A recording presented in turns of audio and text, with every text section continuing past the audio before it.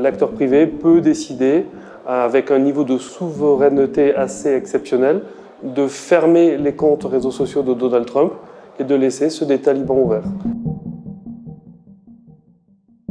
Pour faire très simple, la L2I, ce sont des opérations militaires d'influence numérique, donc essentiellement sur les réseaux sociaux et sur Internet, qui visent à changer la perception et le comportement d'une cible.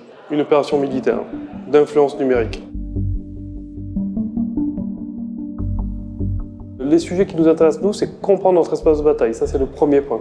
Notre espace de bataille, il a des particularités, et notamment, il a comme particularité l'acteur privé qui est prépondérant, qui n'existe pas dans les autres espaces de conflictualité, maritime, terrestre. L'acteur privé peut décider, avec un niveau de souveraineté assez exceptionnel, de fermer les comptes réseaux sociaux de Donald Trump et de laisser ceux des talibans ouverts. Ce qui prouve bien que c'est un acteur majeur de cette conflictualité.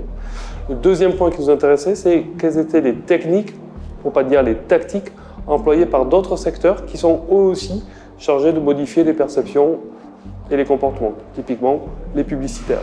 Les savoir-faire mis en œuvre dans la L2I sont des savoir-faire d'opérations militaires, mais ils ont besoin d'expertise qu'on va chercher dans le civil, notamment chez les publicitaires par exemple.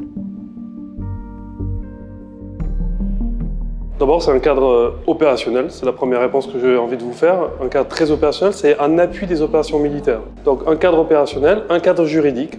Elles sont parfaitement encadrées sur le plan juridique avec des règles d'engagement. Elles sont vérifiées, ces opérations, par des legad. On appelle ça les legad advisors.